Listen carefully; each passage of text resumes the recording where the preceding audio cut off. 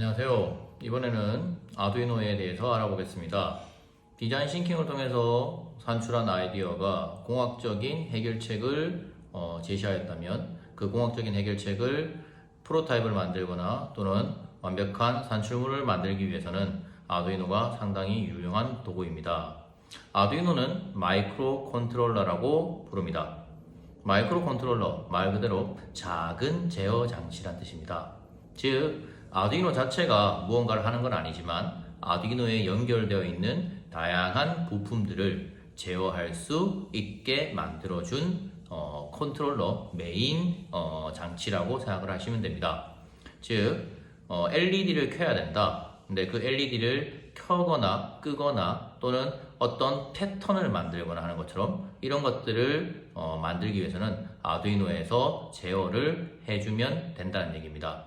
예를 들어 모터를 돌리는 것도 동일한 원리입니다. 또는 다양한 센서들을 작동시켜서 그 센서들의 정보를 받아들이는 것도 아두이노가 하는 제어 장치의 역할입니다. 그리고 그 센서와 출력 장치인 모터를 결합하여서 더 정해져 있는 정보를 수집하고 그 정보를 바탕으로 모터가 돌지 안 돌지 출력을 할지 말지를 결정하도록 해주는 역할, 바로 제어죠. 그런 역할을 해주는 것이 아두이노입니다. 그래서 아두이노는 그 자체로 의미가 있다기보다는 아두이노에 다양한 부품들이 연결되어서 그 부품들이 아두이노를 통해서 제어될 때 비로소 의미를 가질 수 있는 도구라고 생각을 하시면 좋겠습니다. 일단 아두이노를 사용하려면 아두이노에 있는 다양한 포트들을 먼저 구분해서 사용할 수 있어야 됩니다. 그래서 지금 아두이노를 보시면 크게 포트가 세 부분으로 되어 있습니다. 디지털이라고 적혀 있는 부분이 있고요. 0번부터 13번까지의 단자로 구성되어 있습니다. 그리고 건너편에 오시면 아날로그라고 되어 있는 부분이 있고요. A0번부터 A5번까지의 포트로 구성되어 있습니다. 그리고 그 윗부분에 파워라고 적혀 있는 부분이 있습니다. 파워는 기본적으로 전원을 공급해주는 건전지의 역할을 한다고 생각하시면 되고요. 5V, 3.3V라고 적혀 있는 부분이 있는데 그 부분은 건전지의 플러스 극을 의미하고요. 그리고 GND라고 적혀 있는 부분은 건전지의 마이너스 극을 의미한다고 생각하시면 됩니다. 아두이노에서는 GND가 총 3개 있습니다. 파워에 GND가 2개가 있고요. 디지털 단자의 13번 위에 보시면 GND가 하나 더 있습니다. 이 GND는 전부 다 마이너스 극을 의미한다라고 생각하시면 됩니다. 그라운드의 약자입니다. 그래서 그라운드, 땅, 즉 전압이 가장 낮은 곳, 이렇게 해서 마이너스라고 생각하시면 됩니다. 그래서 우리는 일반적으로 아두이노에 대해서 정보를 수집했을 때 어떤 부품들은 예를 들어 5V를 사용해야 하며 디지털 단자를 사용해야 된다라고 하는 정보를 얻었으면 5V를 사용한다니까 플러스는 5V에 꽂고 마이너스는 GND에 꽂고 그리고 어떤 종적을 제어하는 신호가 움직이는 단자를 디지털 단자에 꽂아서 사용하면 된다라고 파악할 수 있습니다. 디지털에 몇 번을 꽂아야 될까요? 라고 궁금해 하실 수 있지만 그건 여러분들이 어느 단자를 사용하든 상관없고요. 그 단자를 사용한 후에 코드, 즉 코딩을 할 때 그 단자를 사용한다라고 지정해주면 되기 때문에 그렇게 어려운 문제는 아닙니다. 그래서 디지털과 아날로그를 구분하여서 잘 연결해 주실 수 있습니다. 그리고 디지털에 보시면 지금 물결이 있는 단자들이 있습니다. 이 디지털에 물결이 있는 단자들은 기본적으로 아날로그 방식과 디지털 방식의 출력을 같이 쓸 수 있는 PWM 단자라고 우리가 얘기를 합니다. 좀 이따가 우리가 LED를 가지고 실습을 할 때 이 부분을 좀 더 자세히 설명하겠습니다. 아무튼 물결이 있는 단자와 물결이 없는 단자를 디지털에서 구분해서 사용할 수 있다라는 것까지만 이해해 주시면 되겠습니다. 아두이노에는 많은 부품들을 연결해서 사용을 합니다. 그렇게 부품들을 연결할 때 그 부품들도 최근 아두이노의 사용이 많이 증가하면서 다양해졌고요. 그리고 좀 더 사용하기 쉬워졌습니다. 여러분들이 지금 쓰고 계시는 3D 프린터 같은 경우도 안에 있는 회로는 아두이노입니다. 지금 상당히 많은 전자 제품들과 기기들이 그 안에 아두이노의 회로를 집어넣어서 만들어져 있는 경우들이 많습니다. 그만큼 많이 쓰고 있죠. 그런데 이 아두이노를 점점 쓰기가 쉬워지고 있습니다. 지금 그림을 보시면 알겠지만 예전에는 아두이노에 다양한 부품들을 연결해서 하나의 기능을 만들어낼 수 있었습니다. 지금 보시는 건 토양의 수분을 재주는 센서인데요. 토양의 수분을 재주는 센서에다가 저항도 연결하고 뭐 이런저런 축전기라든지 이런 것들을 막 연결해서 완성된 기능을 구현할 수 있었습니다. 근데 지금은요 모듈이라고 하는 것이 나왔습니다. 그 모듈이라는 것을 이용하면 그 구성해야 되는 모든 회로가 다 들어가 있는 겁니다. 그리고 걔는 그냥 단순하게 아두이노에 선만 몇 개 연결해주면 쓸 수 있도록 만들어진 것이죠. 그래서 이렇게 모듈들이 많이 나와 있기 때문에 아두이노를 사용하기는 굉장히 쉬워졌습니다. 그리고 여러분들이 지금 아이디어 낸 것을 만들어야 된다면 가급적이면 모듈형 부품을 선택하시고 사용하시면 훨씬 더 간단할 것 같습니다. 요즘 지구온난화, 지구환경, 기후변화 이런 부분들과 연계되어서 가장 우리에게 많이 들리는 기체가 이산화탄소입니다. 이산화탄소가 공기 중에서 지구의 온실효과를 만들고 그로 인해서 지구의 기온을 상승시키고 그런 기온 상승이 결국은 기후변화를 불러온다라고 하는 것이죠. 그래서 이산화탄소의 양을 측정하고 그 이산화탄소의 양이 어떻게 했을 때 줄어드는지를 알아내는 것은 지구의 기후 환경 변화의 가장 중요한 요소입니다. 그리고 그런 데이터를 수집하여서 새로운 시스템을 만들어내고 예측 시스템을 만들어내는 것이 인공지능입니다. 인공지능에서 가장 중요한 것은 데이터입니다. 인공지능 시스템을 만들기 위해서 필요한 데이터, 그 인공지능 시스템이 정말 정확한지를 확인하기 위한 데이터가 필수적으로 우리에게 필요합니다. 그랬을 때 아두이노와 이산화탄소 센서가 결합하는 것은 굉장히 좋습니다. 왜냐하면 사람의 눈으로, 손으로 측정하는 것보다 훨씬 더 정확하면서 훨씬 더 대량의 데이터를 오랜 시간에 걸쳐서 아두이노는 수집해주기 때문이죠. 그래서 아두이노에 이산화탄소 센서를 연결하여서 이산화탄소 측정 장치를 만들고 그 측정 장치를 이용하여서 다양한 데이터를 수집하면 그 데이터를 이용하여 즉각적으로 반응하는 IoT적인 산물들을 만들어낼 수도 있고 그리고 그 데이터를 기반으로 하여서 인공지능, 러닝의 데이터를 활용하여서 인공지능 시스템을 만들 수도 있습니다. 그래서 아두이노에 이산화탄소 센서를 붙이는 것은 굉장히 유용한 작업이겠죠. 그래서 오늘 우리가 사용될 이산화탄소 센서도 역시 모듈입니다. 그리고 그 이산화탄소 값을 컴퓨터 화면이 아니라 실시간으로 그 화면의 값을 볼 수 있는 것이 LCD죠. 그래서 자그마한 LCD도 우리가 사용하려고 합니다. 환경과 관련해서 아두이노로 만들어 볼 수 있는 것 몇 가지를 소개해 드리겠습니다. 지금 보시는 장치는 물의 탁도를 측정할 수 있는 장치입니다. 탁도를 측정하는 센서를 실제로 팔기도 하는데요. 조금 가격이 비쌉니다. 그래서 이걸 좀 더 저렴하게 만들기 위해서 약간의 아이디어를 냈습니다. 레이저 센서와 그 레이저의 빛을 감지하는 조도 센서를 이용했습니다. 레이저가 오고 조도 센서가 그 레이저의 세기를 측정합니다. 요 사이에 비커를 둡니다. 비커에 물질이 점점 탁해지면 레이저가 비커를 통과하는 과정에서 점점 산란이 많이 일어나게 됩니다. 그래서 비커를 통과하는 레이저의 양이 줄어들겠죠. 그 줄어드는 레이저의 세기를 조도 센서로 측정합니다. 그래서 조도 센서의 값이 얼마가 나오느냐에 따라서 이 가운데 비커 안에 있는 물질이 얼마나 탁한지를 측정할 수 있겠죠. 실제 레이저 센서 500원, 조도 센서 500원에서 1000원 정도로 4, 5만 원대의 탁도 센서를 대체할 수 있었습니다. 아두이노를 사용하는 것, 물론 모듈형의 좋은 부품을 사용하는 것도 되지만 아이디어를 내서 좀 더 저렴하게 그 장치들을 구성하는 것들도 충분히 재미있고 의미 있는 일일 겁니다.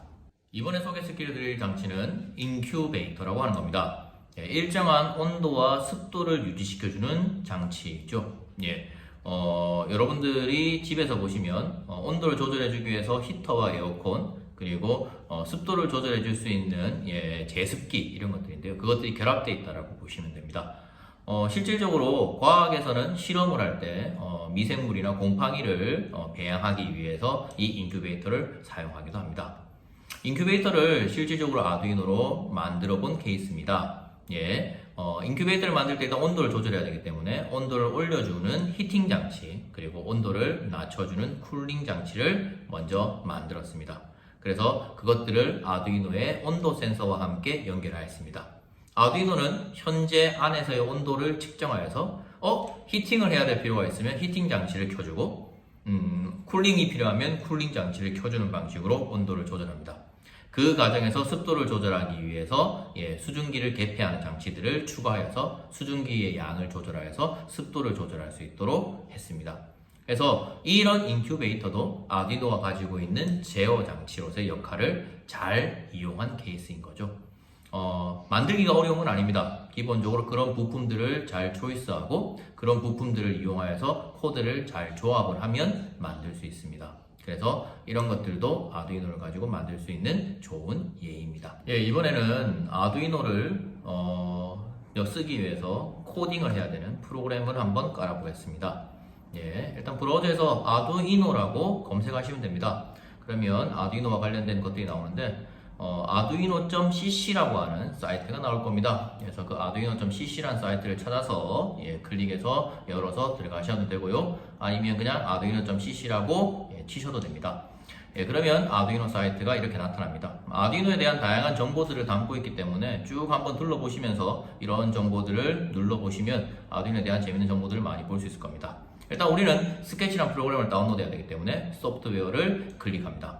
소프트웨어를 클릭하면 아두이노 컴퓨터에 연결하여 사용할 수 있는 소프트웨어인 스케치 다운로드 화면으로 나타나게 됩니다.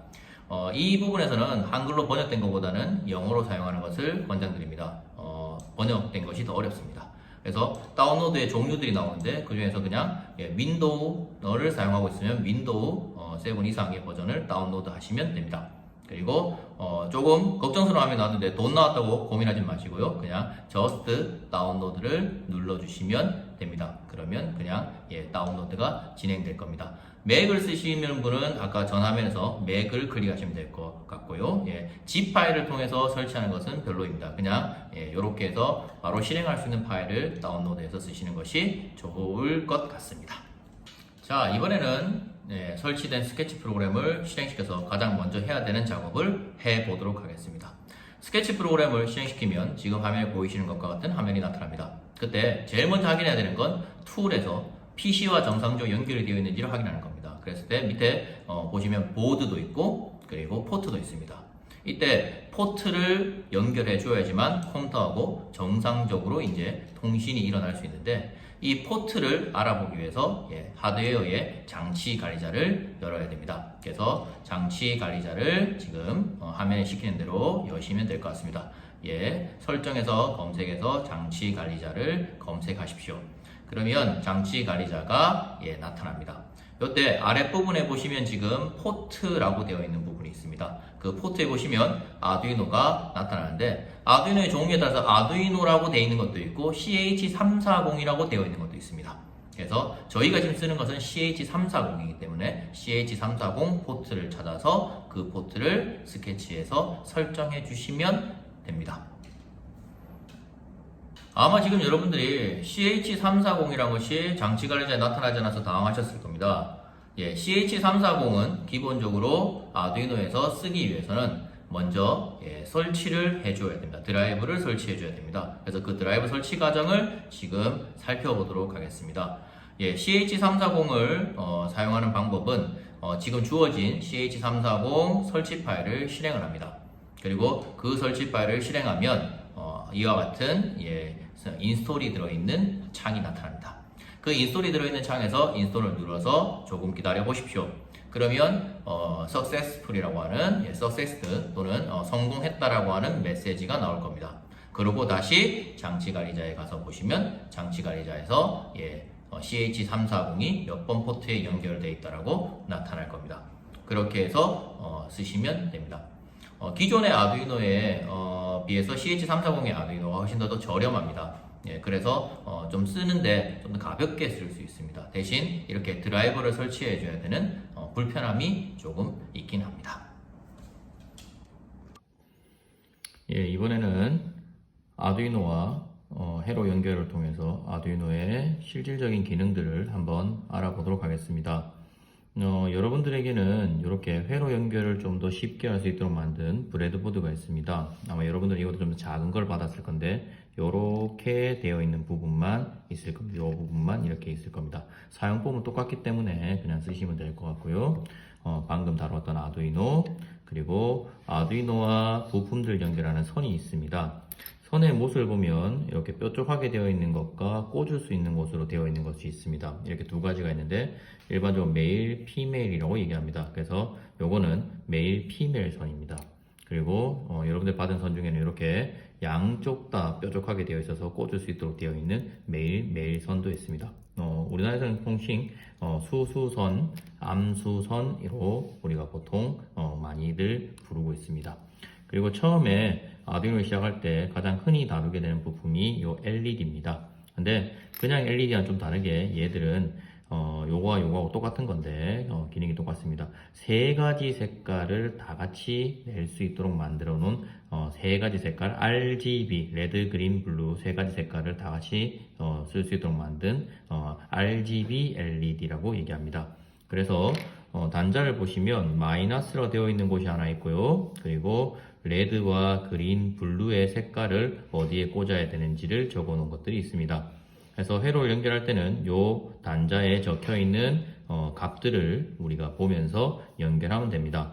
기본적으로 LED는 플러스와 마이너스를 꽂으면 불이 들어오는데 플러스를 아두이노의 디지털 단자에 꽂게 되고 마이너스는 아두이노에서 모든 마이너스는 GND로 불러서 쓰기 때문에 GND에 꽂아주면 될 것 같습니다. 그래서 건전지 연결하고 차이는 뭐냐면요, 그냥 플러스 마이너스 연결하면 불이 들어오고 맙니다. 근데 아두이노의 역할은 제어죠. 따라서 빨간 불을 켤 거냐 말 거냐, 또는 녹색 불을 켤 거냐 말 거냐, 이런 것들을 아두이노의 소스 코드로 제어해 주겠다는 겁니다. 그리고 요 세 가지 색깔이 동시에 나오는 요 LED의 가장 재밌는 점은 세 가지 색깔을 동시에 켤 수 있고 또한 그것들의 색깔을 세기를 조절할 수 있습니다. 세기를 조절하면 우리가 원하는 색깔을 만들 수 있습니다.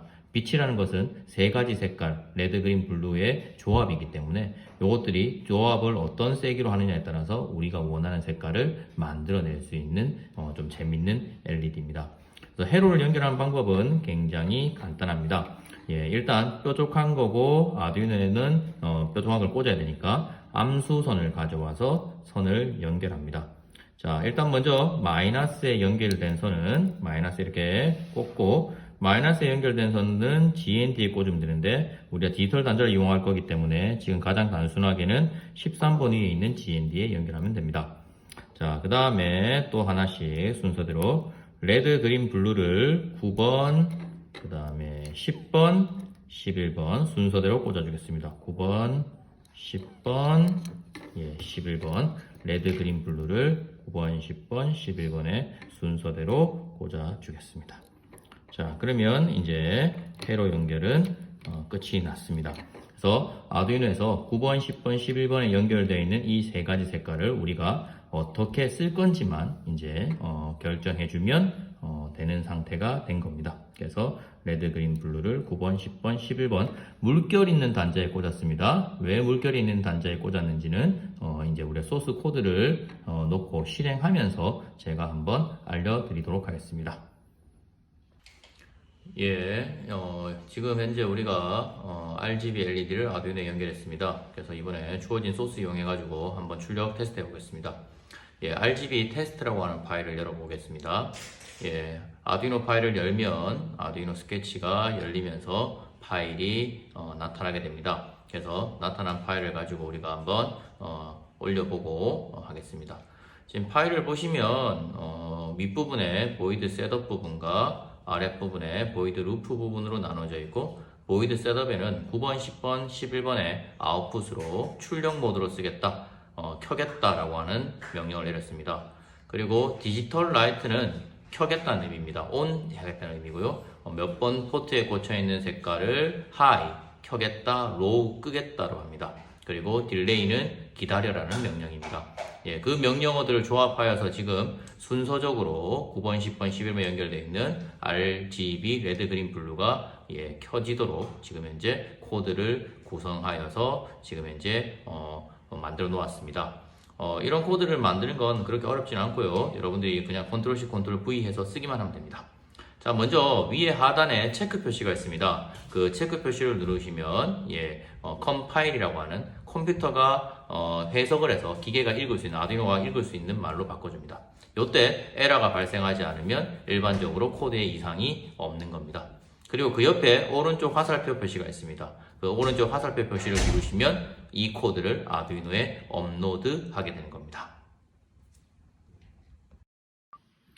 보시면 세 가지 색깔이 1초 간격으로 번갈아 가면서 출력되어 나오는 것을 볼 수 있습니다. 예, 이게 바로 디지털 출력입니다. 자, 이번에는 디지털 형태의 출력이 아닌 아날로그 형태의 출력을 한번 살펴보겠습니다.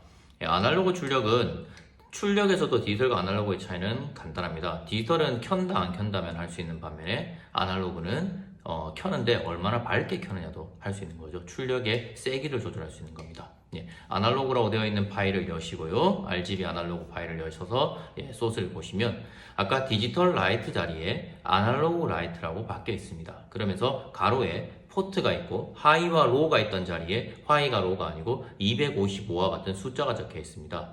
일반적으로 0은 제일 약한 출력이고요. 255는 가장 강한 출력입니다. 그래서 0에서 255 사이에 적당한 출력 값을 주면 됩니다.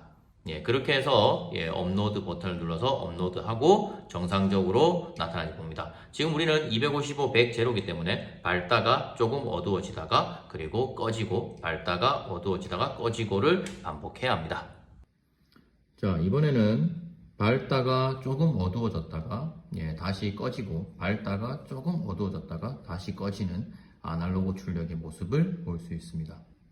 자, 이번에는 마지막입니다. 우리는 RGB 세 가지 색깔이 나오는 LED를 사용하고 있고 이 LED를 어떤 밝기, 즉 아날로그 출력을 이용해서 각각의 색깔을 어떤 밝기로 넣느냐에 따라서 색깔을 만들 수 있습니다. 자, 그래서 예, 믹스라고 되어 있는 값을 파일을 열어서 한번 해봅시다.